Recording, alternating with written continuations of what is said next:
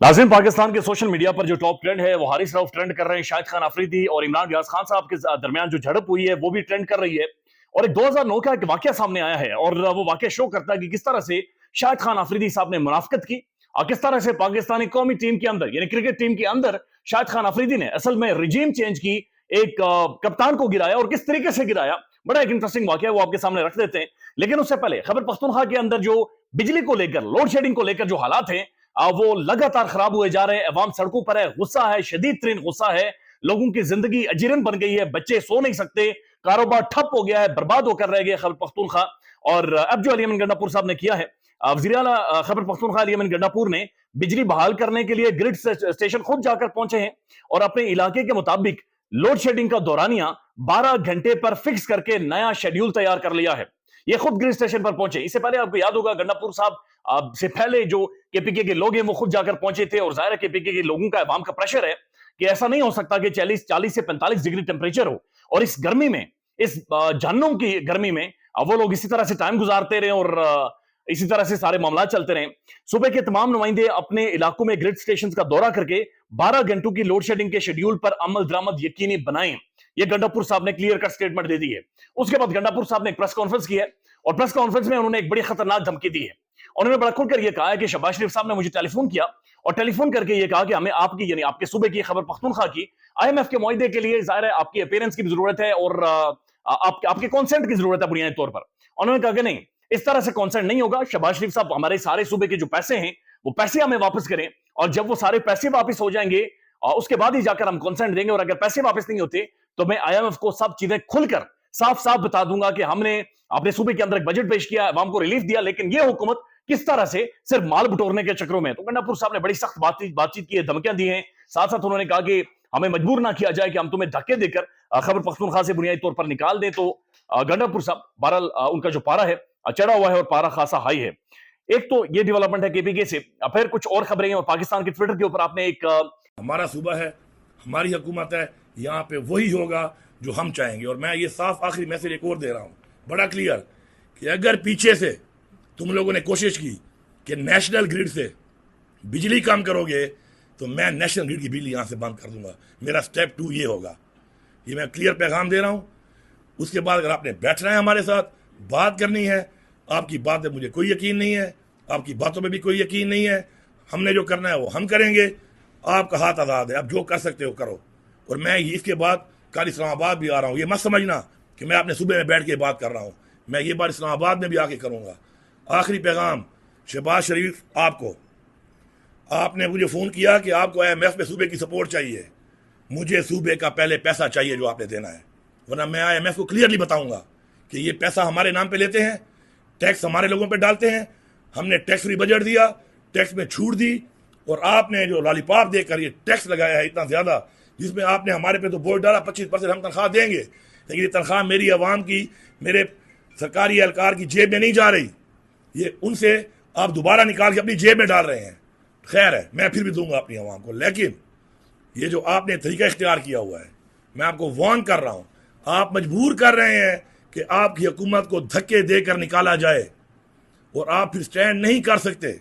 मुझे आपकी कैपेसिटी का भी पता है, आपके हालात का भी पता है, आप किस तरह बैठे हैं मुझे ये भी पता है, और आपको किस तरह फिर निकालना है मुझे ये भी पता है।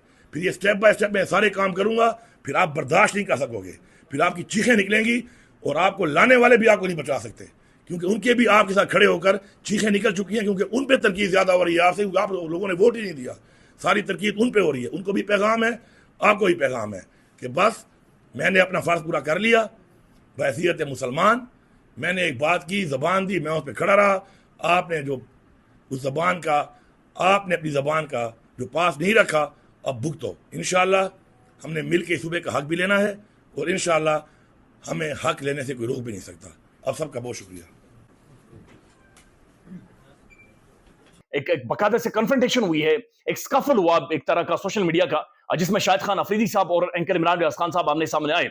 इसके ऊपर रद्दअमल मौजूद है, वो भी आपको बताते हैं। लेकिन उससे पहले यूनिस खान साहब, जिन्होंने 2009 में वर्ल्ड कप पाकिस्तान के लिए जीता था और पाकिस्तान के मेरे ख्याल में सबसे मोतबर बेहतर खिलाड़ी टेस्ट क्रिकेट में देख लें, वनडे में देख लें, एक बड़े हम्बल और डिसेंट जेंटलमैन है यूनिस खान। यूनिस खान ये बताते हैं कि 2009 में जब उन्हें कैप्टेंसी से हटाया गया, उसके पीछे असल में 8 से 9 खिलाड़ियों को अपने साथ शामिल करके शाहिद खान अफरीदी ने टीम के अंदर एक रिवॉल्ट, एक बगावत पैदा की और रिजीम चेंज टीम के अंदर करवाने के लिए Shahid Khan Afridi was the one, जो कि बिहाइंड द स्क्रीन था। जो शाहिद खान अफरीदी था उसने मेरी जो कैप्टेंसी थी वो टीम के अंदर गिराई है। अब यूनुस खान ये सारा वाकया सुनाते हैं और वो कहते हैं कि अगर मुझसे किसी को मसाइल थी, मेरे एटीट्यूड से किसी को मसला था, या मैं कोई सख्ती कर रहा था या बदतमीजी कर रहा था, तो बेहतर यह था कि मेरे साथ आकर बातचीत की जाती या फिर टीम मैनेजर के साथ बातचीत की जाती। लेकिन शाहिद खान अफरीदी ने 10 लोगों का ग्रुप बनाया, जिसमें मोहम्मद यूसुफ शामिल है, शोएब मलिक शामिल है, जिसमें कमरान अकमल शामिल थे, उमर अकमल शामिल थे, जिसके अंदर फिर मिसबाउल हक शामिल थे। 10 लोगों का ग्रुप बनाया और ये सारा ग्रुप बनकर बाकायदा से उस वक्त के पीसीबी के चेयरमैन इजाज भट्ट साहब के पास गए और भट्ट साहब को जाकर डिमांड की कि यूनुस खान को कैप्टेंसी से हटाया जाए। यूनुस खान ये कह रहे हैं कि असल में शाहिद खान अफरीदी खुद कैप्टन बनना चाह रहे थे और इसलिए उन्होंने जाकर इजाज भट्ट पीसीबी के चेयरमैन से यह कहा कि हमें यूनुस खान मंजूर नहीं है, हम उसकी क़यादत में यूनिटी से खेल नहीं सकते, लिहाजा यूनुस खान को बाकायदा से वहां से हटाया जाए। अब इंटरेस्टिंग बात यह हुई कि ये जो खुफिया मुलाकात हुई जिसे शाहिद खान अफरीदी साहब लीड कर रहे थे, जिसके अंदर ये 8 से 10 सारे लोग बैठे हुए थे, यूनुस खान साहब ये कहते हैं कि उस मीटिंग में कुरान पाक का इस्तेमाल किया गया और कुरान करीम के ऊपर सब खिलाड़ियों से ओथ ली गई, यानी कुरान के ऊपर हाथ रखकर हल्फ लिया गया कि इस मीटिंग के बारे में आप में से कोई भी बंदा बाहर जाकर नहीं बताएगा। दिलचस्प बात यह है कि वो जो कुरान करीम जिसके ऊपर इन सब ने हल्फ उठाया, शाहिद खान अफरीदी ने सब खिलाड़ियों से हल्फ उठवाया, वो कुरान पाक भी उमर अकमल यूनुस खान से आकर लेकर गया और यूनुस खान साहब के मुताबिक उमर अकमल मेरे पास आया और कहा कि एक बड़े मैच से पहले मैंने असल में कुरान करीम की तिलावत करनी है और लिहाजा बराए मेहरबानी यूनुस भाई अपना कुरान पाक मुझे दे दें। वो कहते मैंने जो कुरान पाक दे दिया तो उसके बाद वो अंदर लेकर गया कमरे में, आगे शाहिद खान अफरीदी के हवाले किया और उसने शाहिद खान अफरीदी ने सबसे बाकायदा से उसके ऊपर ओथ ली, उसके ऊपर हल्फ उठाया। इस सब के 2009 के एपिसोड का मास्टरमाइंड आप किसको समझते हैं? देखिए मुझे बिल्कुल भी इसका इल्म नहीं है। अंदाजा तो कोई भी हो सकता है उसमें। आपको क्या लगा उसमें सबसे लेकिन मुझे लगता है कि सब कैप्टनसी का ही था, क्योंकि देखिए मैं कप्तान बनना था लोगों को। जी मुझे लगता है। और इंटरेस्टिंग बात यह है कि इसमें कामरान अकमल साहब ने भी ये कहा, कहेंगे तो सुना भी दूंगा, कि उन्होंने कहा यार बात जो कमरे में हुई थी और बात जो मैनेजमेंट के सामने में, तो मेरी कामरान अकमल के कहने का मकसद ये था कि हमें तो ये कहा गया कि यार बस ये बात करेंगे कि एटीट्यूड ठीक कर लें, लेकिन चेयरमैन के साथ जाके बात ही कुछ और की गई, यानी कुछ खिलाड़ियों को लगा कि हम यूज हो गए। वो किसने बात की? शाहिद अफरीदी साहब लेके, तो फिर मास्टरमाइंड शायद अफरीदी होंगे, क्योंकि वो खुद बता भी रहे मैनेजर के पास। लेकिन मुझे इस्लामाबाद से फ्लाई करके कराची फ्लाई करके इस्लामाबाद गए थे लाहौर। समझे आप एक बात समझे कि मुझे आपसे कोई प्रॉब्लम नहीं है, मुझे आपसे कोई प्रॉब्लम नहीं है, लेकिन मैं कुरान पे हलफ भी उठा रहा हूँ आपके खिलाफ और मैं बताना भी नहीं चाह रहा हूँ कि प्रॉब्लम है, और साथ में बाद में ये भी कह रहा हूँ कि नहीं यूनुस खान सही करते, इसका क्या मतलब है? और साथ में मैं फ्लाइटें लेके मैं वहाँ भी जा रहा हूँ और मुझे कह रहा हूँ मुझे कोई आपसे प्रॉब्लम ही नहीं है, इसका क्या मतलब है? और बाद में फिर रिग्रेट भी कर रहे हैं कि नहीं हमें ऐसा नहीं करना चाहिए। आपकी प्रॉब्लम में ये आप रिकॉर्डेड है। यूसुफ साहब से मैंने पूछा आपको लगता है कि आपको नहीं बैठना चाहिए? मुझे लगता है नहीं बैठना। क्यों नहीं बैठना चाहिए था? इससे को लगता होगा गलत काम कर लिया तो फिर क्यों बैठे? तो और बाद में फिर मुझे ही वो कह रहे हैं कि ये बहुत सख्त है। यार मेरी सख्ती क्या है? ये इस एपिसोड में कुरान पाक पे हलफ लिया गया था जी, वो कुरान पाक आपसे ही लिया गया? जी मुझसे ही लिया गया, क्योंकि कौन मांग रहा है? देखो मैं इतना सख्त इंसान हूँ, सबसे करप्ट आदमी हूँ और मैं ही कुरान लेके फिर रहा हूँ। और आपसे कुरान मांगने कौन आया था जिस पर आप ये? वो एक जूनियर प्लेयर हैं और अभी इसको टीम मैनेजर उनका नाम उस वक्त प्लेइंग 11 में नहीं है वो, उस वक्त प्लेइंग 11 में नहीं थे वो, उस वक्त प्लेइंग 11 में थे, लेकिन अब नहीं है। तो देखिए हम अच्छा जरा है आप तस्दीक कर दें, मैंने जरा मैं तस्दीक नहीं कर पाऊंगा। उमर अकमल था उनका नाम। देखिए मैं आप कहते हैं मैं गलत कह रहा हूं। अगर उमर अकमल उसी में गलत कह रहे हैं आप। अगर उमर अकमल थे तो बेचारे वो वैसे ही आउट हो गए। उस कुरान ने अगर वो लेके गए थे मुझसे, तो उनको उस कुरान की वजह से वो आज नहीं होना चाहिए था ऐसा, लेकिन किस शेप में है वो बेचारे। आपसे क्या कहते हैं मुझे क्यों चाहिए कुरान पाक, क्या करना है? कुरान पढ़ना है, कोई एक सूरत पढ़नी है मैच से पहले। शाहिद खान अफरीदी को इमरान रियाज खान साहब ने उन पर तनकीद की, तबसरा किया कि शाहीन अफरीदी को बर्बाद करने वाला ये बंदा सिर्फ शाहीन शाह अफरीदी को कैप्टन बनाने के चक्रों में, पाकिस्तानी क्रिकेट टीम को तितर बितर करवाने के चक्रों में है, लिहाजा इसकी सियासत से दूर रहे। इमरान रियाज खान की तनकीद शाहिद खान अफरीदी की क्रिकेट के हवाले से या क्रिकेट के अंदर उनकी पॉलिटिक्स के हवाले से थी, लेकिन शाहिद खान अफरीदी ने कहा जा रहा है कि उनके अंदर भी बुग़्ज़ इमरान बहुत ज्यादा है और वो भी हर चीज को इमरान खान के साथ जोड़ देते हैं, लिहाजा उन्होंने इसमें इमरान खान का नाम लेते हुए कहा कि असल में इमरान रियाज खान जिम्मेदार है जिस तरह से जो हालात इमरान खान के साथ किए जा रहे हैं। अब ये सूरत हाल सारी तो जाहिर है आपने सोशल मीडिया पर देखी है, लेकिन वरिंदर सहवाग, भारत के साबिक ओपनिंग बैट्समैन, कौन नहीं जानता वीडियो को, वरिंदर सहवाग ने एक स्टेटमेंट दी है और उनका यह कहना है कि अगर बाबर आजम को कैप्टन हटाया जाता है तो फिर बाबर आजम की मॉडर्न क्रिकेट में उनकी जगह ही नहीं बनती, यानी बाबर आजम को फिर टीम के अंदर होना ही नहीं चाहिए। बाबर आजम को टीम से निकाल देना चाहिए, क्योंकि बाबर आजम वो डिलीवरी नहीं कर पा रहे। आपको 6 ओवर में, पहले 6 ओवर में पावर प्ले में वो बंदा चाहिए कि जो बंदा परफॉर्म करे, जो हिटे मारे, जो मार धाड़ करके रख दे, 5-6 ओवरों में 50-60 स्कोर लगा दे। लिहाजा बाबर आजम जिस तरह का खिलाड़ी है, ये एक आउटडेटेड स्किल्स है, मॉडर्न क्रिकेट के अंदर ये नहीं चल सकती। माइकल वॉन भी इस हवाले से बोले, वो भी आपके सामने रख देते हैं। लेकिन उससे पहले जो पाकिस्तान के एक प्रोमिनेंट जर्नलिस्ट हैं, उन्होंने ये दावा किया है, जो आई थिंक बाबर को सोचना पड़ेगा। अगर मैं हार्श वर्ड का इस्तेमाल करूं, अगर कप्तान बदलता है तो बाबर की इस टीम में, T20 की टीम में जगह नहीं बनती। तो जो खेलने का अंदाज है वो वैसा ही, वो छक्के वाले प्लेयर नहीं है। वो छक्का मारते जब वो सेट हो जाते हैं, जब स्पिन आती है। तो मैंने नहीं देखा उन्हें फास्ट बॉलिंग में कदमों का इस्तेमाल करके उन्होंने छक्का मारा हो, या कवर्स के ऊपर या खड़े खड़े लप्पे मारे हो जो छक्के हुए हैं। वो उनका गेम नहीं है। वो गेम खेलते हैं, डाउन द ग्राउंड खेलते हैं, सेफ क्रिकेट खेलते हैं, इसलिए कंसिस्टेंट परफॉर्मेंस, रन बनाते हैं। स्ट्राइक रेट इतना बेहतर नहीं है। बट मैं कहूंगा अगर आप लीडर हैं तो आपको ये सोचना पड़ेगा कि यार क्या ये गेम सही है मेरी टीम के लिए। अगर नहीं है, किसी एक ऐसे बैट्समैन को ऊपर भेजे जिसका काम ही सिर्फ 6 ओवर हो, कि भाई ये 6 ओवर के बाद तो आउट होके आ जाइए, बाकी हम देख लेंगे, लेकिन 6 ओवर तू रुका, 50-60 रन होने चाहिए बोर्ड में। जो बाकायदा से अनसही साहब है, इन्होंने ये दावा किया है कि पाकिस्तानी क्रिकेट टीम के अंदर मुख्तलिफ लॉबीज हैं जो इस वक्त काम कर रही हैं, जिनमें शाहीन शाह अफरीदी की लॉबी है, शाहिद खान अफरीदी की लॉबी तो है, ये शाहीन के पीछे है। उसके बाद बाबर आजम की लॉबी है, मोहम्मद रिजवान की लॉबी है, शाहीन शाह अफरीदी अलग से लॉबी कर रहे हैं। ये सारी चीजें चल रही हैं। लेकिन चाचा इफ्तिखार यानी इफ्तिखार अहमद भी असल में, जिनकी टीम के अंदर भी जगह नहीं बनती, वो भी इस वक्त लॉबिंग कर रहे हैं कि किसी तरह से उन्हें पाकिस्तानी क्रिकेट टीम का कैप्टन बना दिया जाए। यानी अंदाजा लगा लें कि ये ऐसा महसूस हो रहा है कि मासी का वेड़ा है, या पाकिस्तान की क्रिकेट टीम नहीं है, ये मोहल्ले की गलियों की टीम है, आगे जिसके साथ इस तरह का खिलवाड़ या इस तरह का रवैया बाकायदा से रखा जा रहा है। क्रिकेट टीम में कितने कप्तान हैं और कौन कौन जो है वो ग्रुप तैयार कर रहा था, कितने ग्रुप हैं।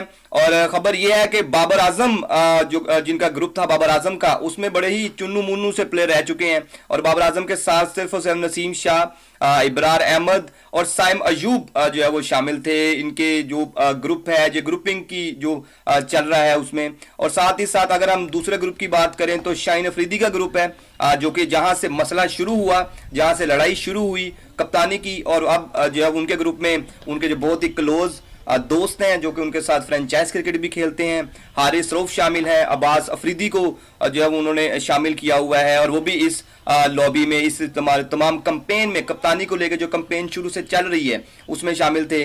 अब एक और उम्मीदवार है जो कि चाहते हैं कि मुझे कप्तान बनाया जाए। यूनुस खान ने भी कह दिया है कि अब उनको कप्तान होना चाहिए। पाकिस्तान के जो लेफ्ट हैंड ओपनर है फखर जमान, वो चाहते हैं कि उनको भी जो है कप्तान बनाया जाए। शादाब खान उनके साथ हैं, आजम खान उनके साथ हैं, तो वो ये चाहते हैं कि ये अब उनको कप्तानी दे दी जाए। रिजवान की बात करूंगा, ये बड़ा शॉकिंग होगा कि लोगों को लगता है कि मोहम्मद रिजवान जो है वो इंटरेस्ट नहीं रखते हैं, इस तरह करके भाई अपना चल रहा है, चुप करके चले जा रहे हैं। लेकिन वो बहुत ही ज्यादा कीन है कि उनको जो है कप्तान बनाया जाए। अब उनकी बारी आ चुकी है और अब जो है वो कप्तानी डिजर्व करते हैं। और उनके साथ जो है वो प्लेयर इफ्तिखार अहमद हैं, उस्मान खान हैं, उनकी फ्रेंचाइज प्लेयर भी हैं, तो वो उनका साथ दे रहे हैं इसमें। और साथ ही साथ जो 5वां प्लेयर है, बड़ा शॉकिंग होगा आप लोगों के लिए, हमारे मशहूर चाचा जी इफ्तिखार अहमद, वो ये चाहते हैं कि उनको अब कप्तान बनाया जाए। अब उनकी टीम में जगह नहीं है, उनकी टीम में जगह के चांस खत्म हो गए हैं, लेकिन वो ये चाहते हैं कि उनको कप्तान बनाया जाए। मैं हूं अन सईद और पाकिस्तान टीम के साथ जो है वो यूएस से ट्रैवल किया है, मैंने बड़ा क्लोजली वॉच किया है। यूनिटी बिल्कुल नजर नहीं आई है और हमने आपको अब कुछ एक चीजें जो आपके सामने रख देते। एक तो गैरी क्रिस्टन की स्टेटमेंट, जो कि उन्होंने ड्रेसिंग रूम के अंदर बातचीत की, लेकिन वो बात पाकिस्तान के मीडिया पर हुई, वो जियो न्यूज के ऊपर ब्रेकिंग न्यूज चली और हर जगह पर चली है और हर जगह पर शेयर हुई। हर्षा बोगले, इंडिया से इनका ताल्लुक है और मशहूर कमेंटेटर हैं, बहुत बड़ी क्रिकेटिंग शख्सियतें, लिखते हैं when a private conversation with in a dressing room is leaked, जब एक प्राइवेट कन्वर्सेशन कमरे के अंदर लीक हो जाए, कमरे वाली कन्वर्सेशन, चूंकि पाकिस्तान में सब कुछ लीक है, यहां पर हर चीज लीक हो जाती है, यहां पर खुफिया कैमरे से लेकर ऑडियो रिकॉर्डिंग से लेकर इवन साबिक वज़ीर आज़म, और जब वो बीइंग अ प्राइम मिनिस्टर थे उस वक्त भी उन्हें रिकॉर्ड किया जाता था और लीक किया जाता था बाद में। तो हर्षा बोगले ये कहते हैं कि जब एक प्राइवेट कमरे की कन्वर्सेशन लीक हो जाए with a few embezzlements, I am sure it exposes the insecurity within, ये इनसिक्योरिटी को जाहिर करता है। It will be a learning curve for Gary Kirsten, ये गैरी क्रिस्टन के लिए भी नई चीज होगी, but he is a good man. Pakistan will do well to seek the benefits of his knowledge. ये गैरी क्रिस्टन से पाकिस्तान ज़ाहिर सीख सकता है, आगे जा सकता है। और ये बात याद रखें कि गैरी क्रिस्टन 2011 में इंडिया जो वर्ल्ड कप जीता था, उस वक्त इंडियन टीम को कोच कर रहे थे। और हरभजन की आपको स्टेटमेंट याद होगी कि गैरी क्रिस्टन छोड़ दो पाकिस्तानी क्रिकेट टीम को, पाकिस्तानी क्रिकेट टीम तुम्हें डिजर्व नहीं करती। और जो गैरी क्रिस्टन की स्टेटमेंट मंजर आम पर आई थी, उसमें गैरी क्रिस्टन ने क्लियर कट ये कहा था कि खिलाड़ी आपस में बातचीत नहीं करते, ये एक टीम के तौर पर नहीं खेल रहे, यानी ये एक टीम नहीं है। ये गैरी क्रिस्टन ने कहा था और हर्षा भोगले ये कह रहे हैं इट्स वेरी वेरी एम्बैरेसिंग कि जिस तरह से बहुत सारी चीजें लीक हो रही हैं। अब माइकल वॉन जो साबिक इंग्लैंड के कैप्टन है, वो एक टेलीविजन शो में बैठे हैं, उन्होंने ये कहा है पाकिस्तान क्रिकेट टीम के हवाले से, Michael Vaughan has not minced his words and has exactly जो कहा है। माइकल वॉन ये कहता है कि पाकिस्तानी क्रिकेट टीम के जो खिलाड़ी हैं, ये इस वक्त पाकिस्तानी क्रिकेट टीम को फॉर ग्रांटेड ले रहे हैं। उन्हें ऐसा लगता है कि उनके बाद टीम के अंदर खेलने के लिए कोई है ही नहीं। हालांकि इन लोगों को ये समझ नहीं आ रही कि ये इस कैलिबर के खिलाड़ी नहीं है कि ये दुनिया की नंबर 1 टीम्स के साथ या बेस्ट टीम के साथ कंपीट कर सके या उनके साथ मुकाबला कर सके या दुनिया की टीम्स के साथ खेल सके। इनका वो माइंडसेट ही नहीं है।